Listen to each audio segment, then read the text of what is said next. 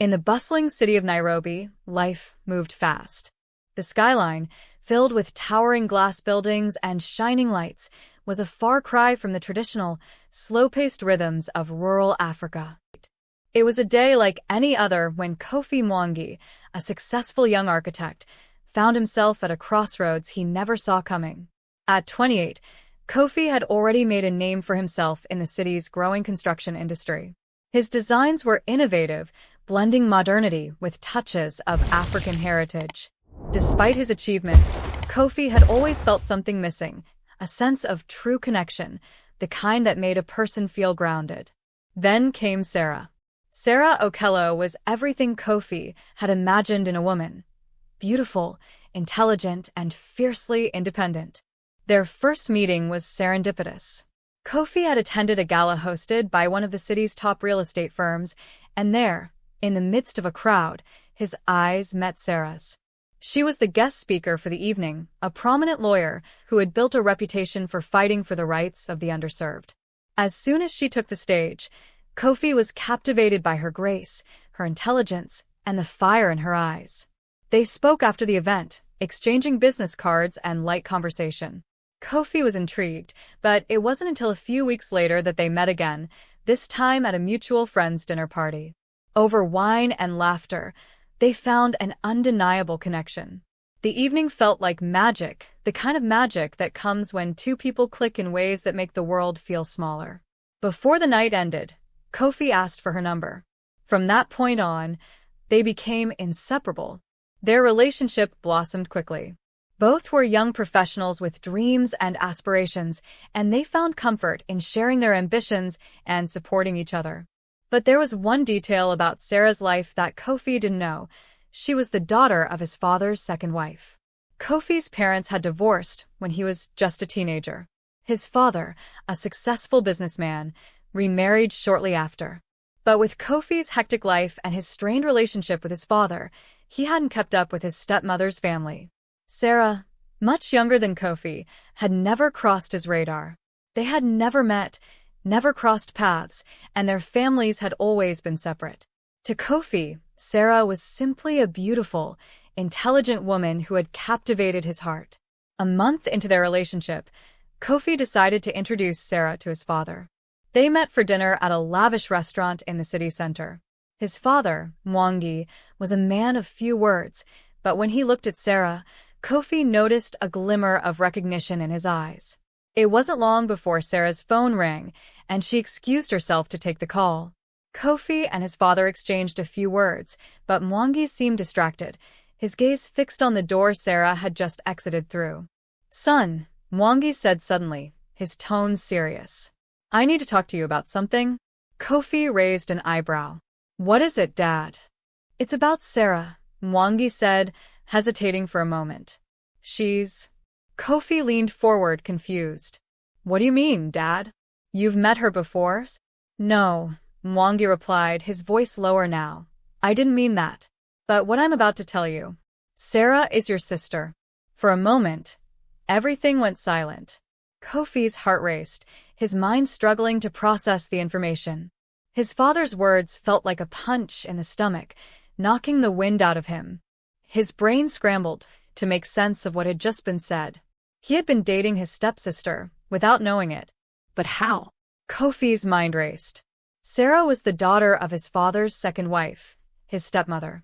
His father had remarried when he was young, and Kofi had been so distant from the family since then that he never even knew who Sarah was. Their families had never been close, and he'd had no reason to assume that Sarah was his half-sister. Kofi stood up abruptly. His chair scraped against the floor as his heart pounded in his chest. "You're telling me that Sarah is my stepsister?" "Yes, Kofi. I'm sorry you had to find out this way." Kofi's mind whirled as he tried to process everything. He'd been in love with Sarah, and now the revelation that she was his stepsister hit him like a freight train. The world around him seemed to collapse in on itself. He needed air. He needed to leave. "I can't believe this," Kofi muttered under his breath, walking out of the restaurant and into the cool Nairobi evening air. His phone buzzed in his pocket. It was Sarah calling to ask how the dinner went. His fingers hovered over the screen, hesitating. He could not bring himself to answer her. How could he? How could he face her after everything they had shared? But he couldn't avoid the truth forever. After a few minutes of pacing, he dialed Sarah's number, his hands trembling. She picked up after the first ring, her voice warm and welcoming. "Hey, Kofi. How did everything go? Is everything okay?" Kofi swallowed hard. "Sarah, we need to talk." There was a pause on the other end, and then Sarah's voice softened. "What's wrong? You're scaring me." I just found out something," Kofi said, his voice faltering. "Something I didn't know. You're my stepsister." The silence on the other end was deafening. Sarah didn't say a word. Kofi could hear her breath, slow and shallow, as if she too was processing the shock of the situation. "What are you talking about, Kofi?" Sarah finally whispered. "It's true," Kofi said, his voice shaky. "Your mom, she's married to my dad.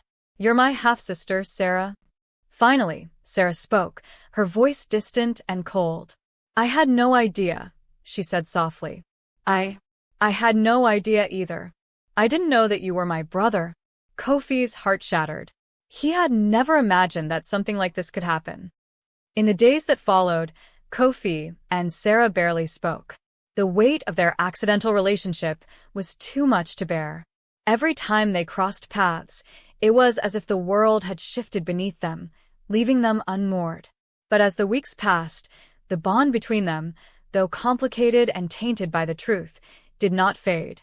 They tried to stay away from each other, but they kept finding themselves drawn together by a force neither of them could explain. They were family, whether by blood or circumstance, but they were also two souls who had found each other in the most unlikely of ways.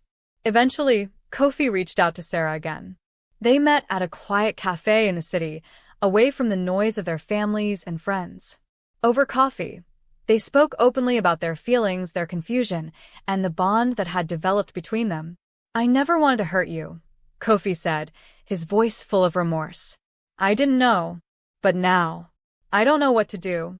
Sarah looked at him, her eyes softening. "Neither do I, Kofi. But I do know one thing. Whatever happens, we're still family. And maybe, just maybe, that's enough." In the end, Kofi and Sarah decided that they couldn't let this mistake define them. They weren't just lovers who had found each other by accident. They were family, and that bond would guide them through whatever came next. Their love may have started on shaky ground, but with time, they rebuilt their relationship, stronger and more resilient than ever before. It was a lesson in life, a reminder that sometimes the most unexpected paths lead to the most profound connections.